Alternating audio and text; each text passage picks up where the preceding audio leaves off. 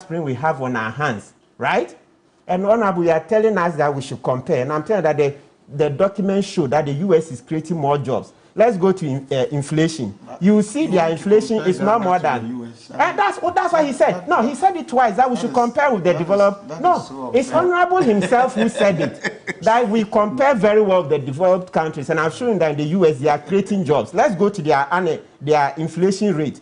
You see 6%, 6.8, 7% and all that. Ooh. We are where? Over 50, aren't we? You have to stop this. No, let's go. No. He called for it. Honorable called for it twice. He said compare with the developed countries. Mr. Okansi, please, wait, look at it. You see, February, the unemployment rate, I want to round side. See, 6.4, 6.5, 7. So I say unemployment. I'm talking about inflation. 7.1, 7.7. Viewers, please, you can Google it. This is the economic news and all those in business. They are on the net. You see, we can all educate ourselves. Their inflation rates usually are talking about less than 10%. Sometimes you see 2, 3, 4. Yeah. We are in the 50s, and you are saying that we should compare with them. Russia, Ukraine, let's come to the almighty, but very basic fact. If you do also the comparative analysis, not taking into consideration the specific detail, you also look at the U.S. inflation. I think if you track over the last 16 to 18 months, there's also been the rate of increase has not been the same as what we see here in Ghana. That's why I said it's been increased. That's why that's the point I'm making. So are you doing the blanket analysis, or what? In what context so let's did you remind make me. this You're taking my time. It was when you asked that why should we compare ourselves to the world? And I was saying that look, we've experienced more labor unrest in the European front.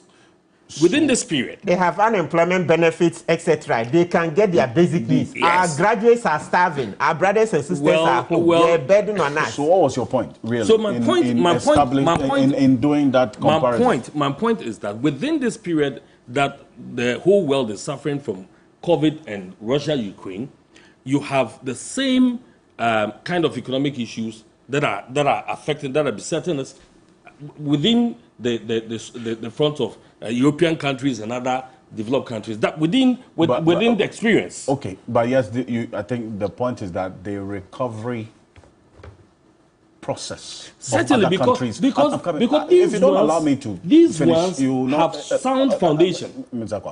And we don't have. We don't have. Yes. So it's part of the economic management. The World Bank, so can see 1 point. I was on the floor. This is Mr. Kabureka. When they went to Kagame's, they are 35 years, Uganda. Donald Kabureka made that point that we didn't build resilience. We were ticking all the wrong boxes. I swear, when you listen to it, you will laugh. So I said, look, that country, he said he will not mention names, but when you look at everything that he said, you could just see this is Ghana. So we're ticking all the wrong boxes. We borrowed, we're binge borrowing. You see, we're doping the city. We borrow from the international capital market to come and shore up the city. That's what we're doing. Let's have confidence in our country. No, but that's what we're doing. We're doping the city, borrowing and just shoring it up. When they shut us out of the international capital market last year, then boom, the city fell. You saw how, and since then, you see how we are all suffering now. Except maybe those who are close. Except those who are chopping the data bank money made from the bonds.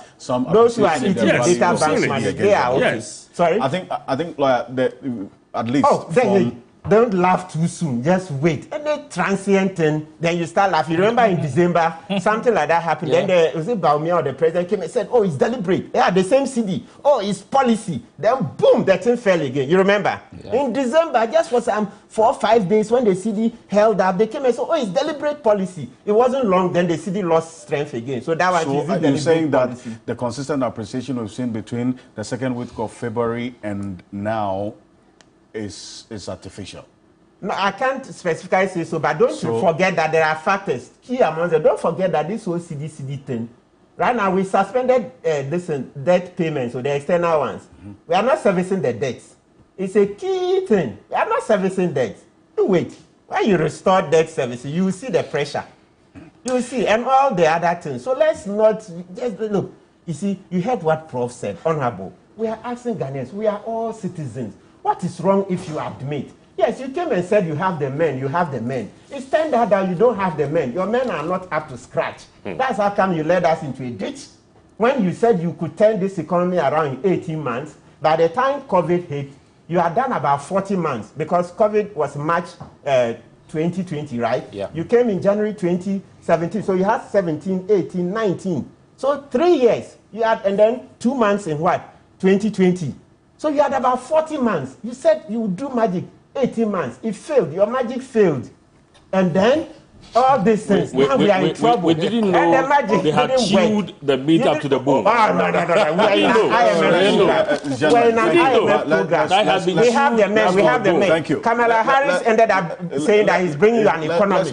Kamala Harris is bringing you a resident U.S. economist. So come and teach you proper economics now. Let me tell you this. We have the men. You are still live here on Key Point on TV3. We're live on 3FM 92.7.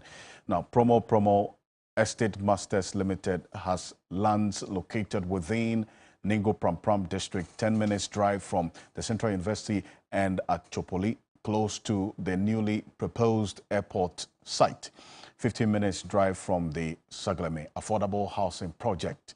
Contact them now on 05933, that's 059-388-4698. That's 059-388-4698 for your spot. Stay with us. We'll be back shortly after this quick break. There's a lot more on the issues of government expenditure and then also the sacrifices the Ghanaian people are being asked to make because of the impact of these newly approved revenue bills, which the trickle-down effect will be felt by all of us. Stay with us. We'll be back shortly.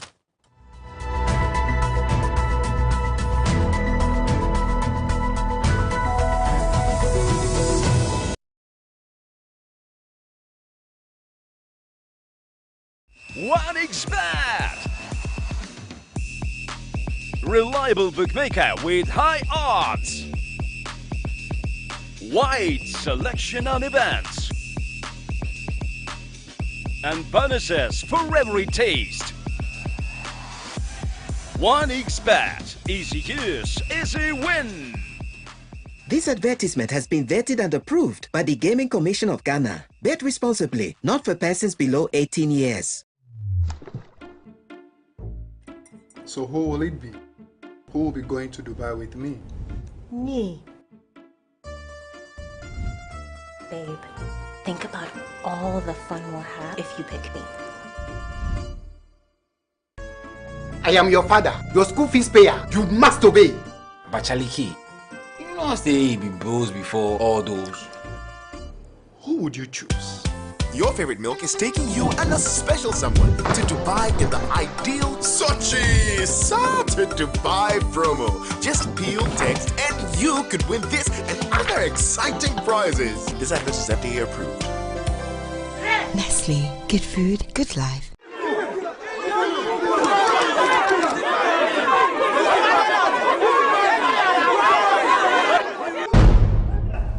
Abrantie mi hu fum so bia won ho. I see cool. Sa abrantie we o ka kire nkrofo ni se memo bia nto home appliance e wo so bia keke. Na o sa kwa so ya ajenkwa ohene sesai kan ni important ni na o di nchesha dada manfo ase o madi poto. Mewi na mesi ya ka ha kwa ko ke ho se na wa sell iti kuno atiale wudini usu wa himie wa hifa. Asasi, anyone did you do any mini major dear? And what has a memo nipa who near ye? Nay, papa. Nay, papa. And it's only probably 20 home appliances in our car farm. As I said, when you are near me so far so pet. This day, car farm was sorted. But it 1 year man so I could do 65%. TV can say, no boys. And so, I'm not so too. Your TV can say what you fear. Anyhow. Yeah, Abrantie me bi samwa obi antimi ka kire me de ntie se me kuno en samwa ka no susu to asum afi wei ye de Yesu hu ba che no if so kan sempa afi fufro no ye ba dwe maka famfo enso to me. Anyhow, hello Kafam, who must sort Ponta Pilato mame Digitals are yours. Michelle, go fuck up from TV Kasian Bremi.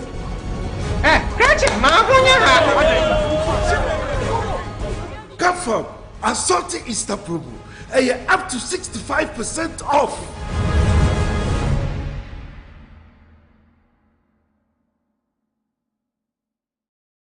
I still have my guest in studio.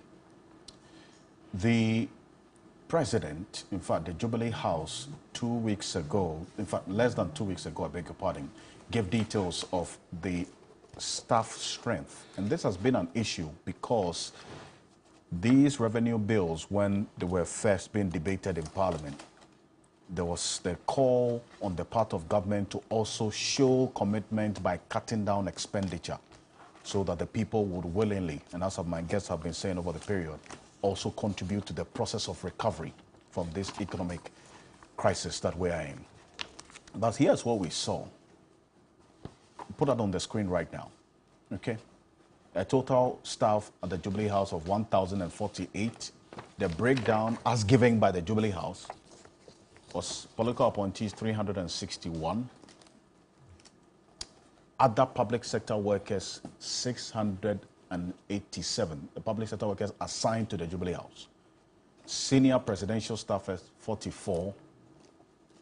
That's the breakdown of 361. And then you have the ministers of state 2. Those who work physically at the Jubilee House 163. And others who work in assigned offices outside of the Jubilee House 193. In fact, if you do the comparative analysis, there was an increase that's between 2021 and 2022. In 2022, when there was the consistent calls for government to reduce its size, there was actually an increase in the number of presidential staffers by, I think this is about 41. Okay. Yes. Yeah, so that is where the concern is, that in 2022, when we're still in crisis, was there any real justification for government to add on about 41 persons to the number of staff at the Jubilee House? Alfred, when my chairman was delivering his address to the media, he made mention of the fact that the number of ministers and deputy ministers has been significantly reduced from 126 to 86. And he actually attributed this to the fact that because we are a listening government. And also mentioned some measures that government had actually undertaken to ensure that we cut our expenditure. 30% cut of salaries of the president, the vice president, ministers of state, and heads of state-owned enterprises, a discretionary 20% cut to central government spending, 50% cut in fuel coupon allocation for all political appointees and heads of government institutions to ensure efficient use of energy resources, suspension of the purchase of imported vehicles for 2022 to reduce total vehicle purchases for the year, suspension of all foreign travels except pre-approved statutory travels or critical travels. We have them. I think these were the measures that were announced in March 2021. I recall that by the finance minister. So we need to establish this.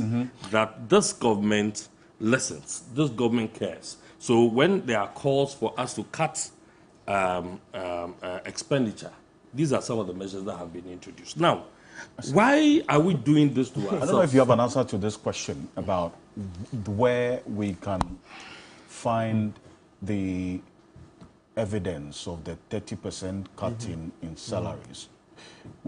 Previously, when this was done, it was lodged in a particular account where previously, as in the Mahama administration. And you know what happened to that fund? So the reason for the building of chips compounds. Well, and it's on record that some people went to take their part of it. Some people went to take their part. Yes, as in some of the appointees. No, yes. That's not true. Oh, who are these people? Let's check. We have it. We have it. It's on record. Some of the appointees whose monies were deducted on their salary, they went to take it. Yes. I will show you. The NPP headquarters? No. I mean, NPP doesn't have I'm hearing this for the first time. Oh, yes, but I will show it to you, Senior. It's a record. It's a record. It's a news item. A news item? Yes. By who? I think they had gone. They had gone to the controller. They had gone to the controller to check how many people had contributed and how much had been accrued, and that information. So I'll fetch it for you. Really? Yes, I'll fetch it for you. Because the deductions were across board. I'll fetch it for you. Now, so where can we? Because the same process. The same process. We can go to controller and it will be checked. Controller can give us the. But you will give us this information. You are just. Yes. I'll give you that information. Okay, thank you. And so you see, I find it a bit confusing. Just like Prof said, that we are now beginning to look at how many people a president deems fit to engage to prosecute his policies and agenda. You see, when these issues come up and we are being accused of employing too many, this is what leads us to also go back to see how many people were engaged in the era of the NDC. And clearly, we need to stop that kind of debate and politics, because a president should be allowed, just like the Constitution allows you, to employ or engage as many people as possible based on your aspirations and visions. I agree. If you look at the number of ministers and deputy ministers in the first term of this government, it was because the president had very ambitious agenda. One district, one factory, planting for food and job, free SHS. All these things had not been known to government, Ghana. And so if you have a president who says that I don't have too much time, I need to run, then I need people who can help me. Sometimes when we do this kind of argument and debate, you wonder whether the ministers and the appointees really, don't they have anything to do at all for us to look at them as if their appointment, their engagement is useless? These are people who are running here and there, making sure the president's policy and his agenda comes to effect. So if we look at it just on the surface and say that these are too many people, people not necessarily don't have to be in political positions before they can chop for a system. No. I mean, people could be in private business and may not want to get engaged as political appointees. So I don't subscribe to who employed more, who engaged more, and all that. No, I don't. Professor Jampo, I'll bring you at this point, and then I'll go to Kujato Blackwell on this particular issue. He has the document. It's Kwekubaku here. We've seen that increase in government expenditure at the time when there were calls for government to show commitment, and that's what you see on the screen there. At least send a signal that, you know what, as you are asking that we burden share, the Ghanaian people are also bearing the part of our burden. You also cut down on your expenditure by reducing appointees. We saw an increase, at least at the Jubilee House, from the evidence that we have put out so far. And I should say that they haven't done well. But it is obvious if there was there's been increase in appointees at a time that we are even calling for the downsizing of government in totality, then it still feeds into the belief that it appears that you can make all the calls, you can make all the criticisms, and nobody will listen to you. But it doesn't help in your quest to ensure that other people, Ghanaians, tighten their belts. I mean, the only thing you can do to get the buy-in and ownership of Ghanaians on the call on them for to tighten their belts is for you to lead by example. And so if you increase your expenditure and if the number of people working around you increases around the time that you are calling for downsizing, then it clearly would not encourage other people to want to also sacrifice Okay, so that has been one of the issues, problems we've had, some of us have had with this government. Oftentimes, as a labor unionists, you meet with government officials during negotiations when we are making demands. They come to you and they say all manner of things that sometimes as leaders you are forced to empathize with them. But when you go to your constituent and they tell you tell them the government says it doesn't have money. And the refrain is what shows that they don't have money. Because even though there's no money, there's nothing that is being done to show clearly that they don't have money. You remember the government gave a directive that V8 will not be used in Accra. Are you aware? Have you seen ministers? Because from maybe I'm the only one seeing, but all the ministers that I've seen in Accra, most of them are MPs. Most of them are members of parliament. Most of them are members of parliament. Yes. And so those that you have seen are members of parliament. But when I was using seeing, when I seen them, were you there? or is he using your eyes? Are you using my eyes? So those I've seen, You see, even if most of them, as you are saying, are members of parliament, it's not. Who are using their own acquired. Well, but you see, using their own acquired, but they are still drawing, even if they are buying fuel, their money. Okay, they are still. It contributes to the pressures, on the system. And so, if that is the case, if government knows that all the ministers are also members of parliament, then what was the point in making that recommendation that they are not going to be allowed to use their V8? But we see some with the government. Well, I've seen so many of them. I've seen so many of them. So it tells you that there is not real commitment. And we are told their salaries have been reduced by 30%. And you see, as for that one, I keep saying that, you see, the name of the game is evidence. To the extent that no one is willing to show, okay, my servants, those who are supposed to be employed by me and to be paid with my taxes, to the extent that they are unwilling to show me their pay slip for me to do a before and after analysis, it becomes difficult for me to believe that indeed a 30% reduction has been done. Okay, every now and then you hear them say, oh, we have done it, we have done it. But just let someone be bold enough. As a university teacher, I'm willing, if you ask me, I'll show you my pay slip. I can show you, display it for you to see. You to display yours. I can tell you, my MCE. I see. My MCE has that evidence. Your MCE? My municipal chief executive. Well, you are saying he's not here to display it himself, okay? So, but we are talking about MCEs, we are talking about ministers and all other appointees. We don't have that empiric, we are not seeing it publicly. So the point generally is that, look, the call for sacrifice at this time is good, okay, it's the right call, but it would only be heeded to when the leaders demonstrate it first, not at this time that we are suffering, that the size, the number of staff or the expenditure at the presidency would increase simply because you've had more staff being recruited. I don't think it sends the right signal. I mean, if you talk to them, some of them will tell you that, oh, but it doesn't cost too much to hire these people, and we are talking about huge sums of money. But it's little drops of matter that makes a mighty ocean.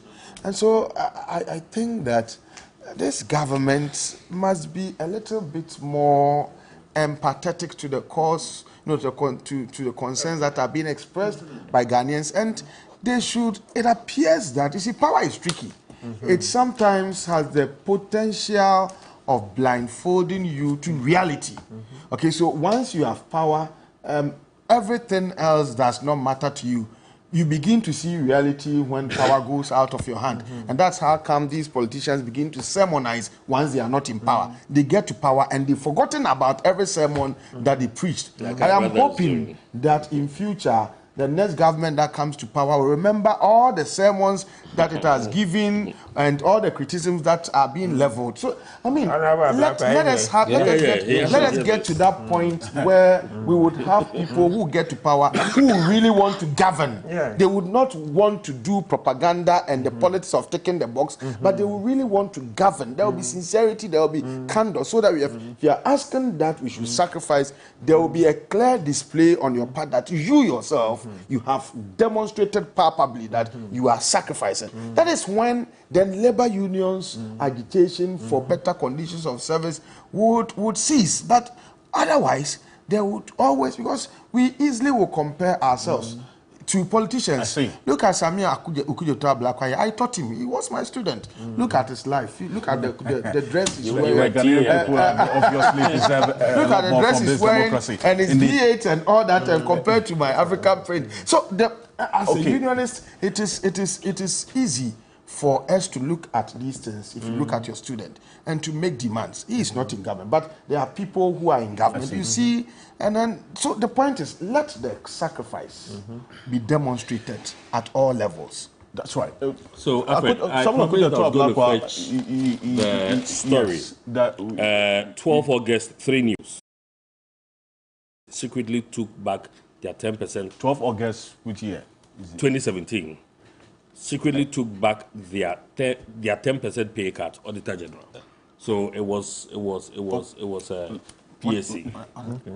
And they secretly did what? Took back their 10% pay cuts. And they took it back. So it means even though there was pay cut, did they mention names in the report? No, I mean, from the auditor claimed that the chief of staff then requested for. Let me read the story. It has emerged that some former government appointees pulled out of the 10% salary cuts initiative announced by former President John Mahama for the construction of chip compounds and withdrew their contributions. In 2013, blah, blah, blah, blah. At the Public Accounts Committee on Wednesday, it emerged accruals from the initiative for the year 2015 and 2016 couldn't be accounted for per the Auditor General's report. So they took it back. So this is the Public Accounts Committee. Yes. Well, yeah, but that's where it emerged. And your 30% to, are you taking it back or no? Nobody has gone to take it back. Like I said, let us have empirical evidence. So once the Auditor General, I want but yours, move on. Okay. Yes. Okay. So I think that we'll look into that report. There have been times that Auditor General's report have been challenged. I'm happy you are saying that. Yes, you know that. So Auditor General's report. I mean, we'll look into it. But this is very surprising. You challenge the COVID report. Now let's challenge the COVID report. Let's come passionate about this issue of the staffing, and this is the detail that the Jubilee House gives. It's absolutely important that in this discussion we deal with the facts and with the concrete and sacrosanct documents that are bearing all of these issues out. So I would like to begin from a certain impression the president tried to create, because all of this, bottom line, is about expenditure. Where is our money going? And you recall that during the president's message on the State of the Nation, page 8 of his address, he said, Mr. Speaker, a large amount of the monies we borrow are for road construction. Then he asked a rhetorical question. Shall we dare stop constructing roads? We have done the analysis. We've subjected the president's categorical, emphatic statement to strict proof. And from the work we have done, from the various budget documents from 2017 to 2022, and we're very generous because it's not every budget allocation which is released and which goes to the ministries. And we have even factored in the taxes that they also raise. So we should have even discounted taxes and all, but we've been very, very generous. And you do the analysis, you realize that all the resources, just the loans, so far they've added 453.7 billion to the public debt stock. Only 7.35 billion has gone into road construction, the entire road sector, bridges, all of interchanges, all of that. You get just 1.62%. So you can do your own independent fact-checking, and I want to leave that to, because you're a credible media house. This claim by the president that the large chunk, large amount, the borrowings the borrowings is 453.7 billion. Okay. That's what has been added to the 122 billion they met. Only 1.6. Only is 1.6% has gone into the road sector. Yes, because 7.3 of the 453.7 billion. So only 1.6% has gone into the road sector. That is why all of these matters are very, very important. The size of government, the other expenditure patterns. What are we using the money for? And you see, fortunately, according to the presidential... The president sounded like the borrowings have all gone into it's all gone into the road construction sector. of roads. No, but it's not true. It's less than 2%. Can you believe that? Less than 2%. So these are some of the areas where the monies are going to. And that is why some of us have been very, very passionate about the government pension to just spend like there's no tomorrow. Anytime we are talking about the size of government, remember that anybody who is appointed, I have been in the executive before, and appointments that don't come with salaries. It comes with so many other things. Sometimes accommodation, bungalows, utilities, vehicles, and all other allowances, renovation of and all of that. So these are not matters that you treat lightly. It comes. Renovation of the bungalows. Yes, it comes at considerable cost.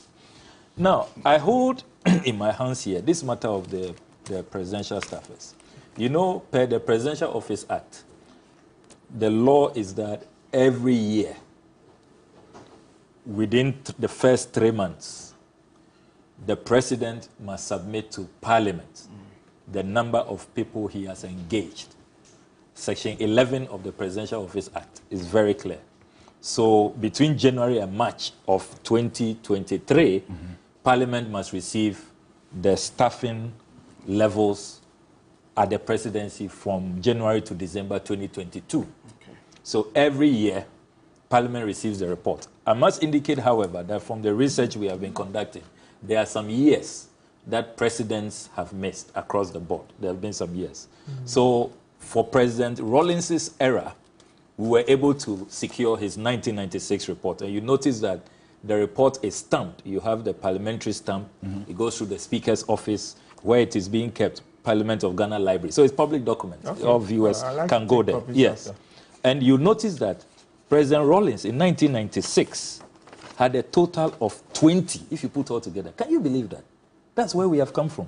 20. We are now at 361 political appointees.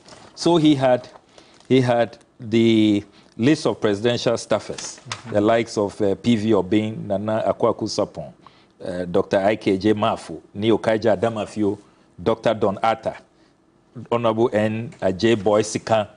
So 13 of them. Then other staffers, 3. Then other appointees, 4. You have a total. Then he provides the list of the public servants assigned. Because there are 2 categories. You have the political appointees and then the public servants. Where we are seeing the massive abuse is with the political appointees. So under President Rawlings, the records we have in Parliament, certified by the Speaker, is that this is 1996. 20. Then comes President... So 20 political appointees? Yes, at the presidency. Yes. Then we also have... With public servants. Yes. We also have that of Professor Mills. Professor Mills' era. And Professor Mills also had lists of ministers of state at the presidency. You have 6. And then you have the list of presidential staffers, 30. Then you have other political appointees, 28. So 58 plus the ministers, 64 was the highest under Professor Mills. Okay. By the time, that's 2011. You don't have the records of J. Kufuor? I do. I do. I have that. So J. Kufuor is 2008. So this is it here. Submitted 30th March 2009. You see the stamp of the Speaker. Annual report to Parliament, Presidential Office Staff, January to December 2008. And President Kufuor had the Presidential Staffers, Appendix A, 7, Kojo Mpieni, Chief of Staff, Honorable Mary Chinwe Hesse, Chief Advisor to the President, Honorable Charles Bintim, Minister of State, Mr. D.K. Osei, Secretary to the President, Mr. Frank O. Mpare, Secretary to the Cabinet. So you have 7 plus the other staffers here.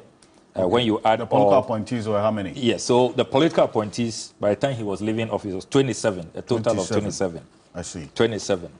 So we enter from 20 to 27. So we've done President Rawlings 20, President Kufuor took us to 27, Professor Mills, you had about 30. About overall about 64. 64. That was the highest under Professor Mills. And then President Mahama, the last report Parliament has is the 2014 report. 2014. There was no submission in 2015 and then 2016. Now, 2016 is important to emphasize that. And this is where sometimes when you have transitions, there are challenges. President Akufo-Addo had to submit the 2016 report. That is the President Mahama's closing report. So I have seen some people on social media circulating all kinds of documents. It's unstamped, unsealed, is not certified by Parliament. It was not brought to Parliament. So 2015, 2016, Parliament doesn't have the record. Doesn't have the record. Just like we don't have, if you look at President Kufuor's era, we don't have 2007 and then 2005. President Rawlings' time we don't have 2000, 99 and 98. So that's the breach. That's actually a breach of the Presidential Act. Exactly. Exactly. Yes, that there are some years that. But so if you look at President Mahama's latest submission, the parliamentary records of 2014, he also had Appendix A, list of ministers of state, 5. So Honorable Major Dr. Mustafa Ahmed, Honorable Alhassan Azon, Honorable Comfort Doyo, Kujo Gansa, Honorable Fifi Kwete, Honorable Rashid Pelpo. Then he had his other category, Appendix B, of the presidential staffers, 24. Then Appendix 6, you have the other public servants. So President Mahama, 29. If you add the ministers 5 to this, 24, 29. That's so overall. So overall, if you look at the overall 6, 7, 8. I'm interested in that overall one. 6, 7, overall 8. 60. Indeed, so that document quoting 300, you're saying it doesn't come with a stamp and it's not in the parliamentary record. Yes, even that, if you look at the total number in that list that some of the MPP propagandists are circulating, the total number of staff they claim, we haven't seen that in Parliament. It's not a certified, credible document. But even if we will grant them that, the highest, the total number, the last appointee they have there is 181. So they are saying that document provides 181. That is far below where we are now, 361. So the point has to be made that President Akufo-Addo has gone in history as the only president who has exceeded 200, who has appointed more than 300. As we speak, we are 361. That's why some of us have said, and indeed I've drafted a private members bill, which is an amendment of the Presidential Office Act, that there should be a cap on the number of political appointees who can be appointed at the presidency. Because at this rate, I mean, God knows where we will be. And you see, if you look at some of the positions that we are discussing, I mean, I have been shocked at the titles of this position. They are dubious, to say the least. You have youth ambassador for diaspora affairs. You describe it as dubious position. Look, this is a country with about 63 diplomatic missions out there. You have all these trained, fine foreign service staff, ambassadors, high commissioners. Do we need a youth ambassador for diaspora affairs? Then you have a church relations manager. You have a diaspora church mobilization officer. overseer of the National Cathedral, chief executive of public sector reforms, policy associate, policy and coordinator analyst. I don't know what that is. You are focal person, La Francophonie, technical director, La Francophonie, coordinator, special development initiative secretariat. When we thought that we had collapsed the ministry, the special development ministry doesn't exist, we go and create a new bureaucracy at the presidency. Will you believe that during COVID, they created a COVID-19 secretariat? Look, this is a country with a Ministry of Health, a Ghana Health Service.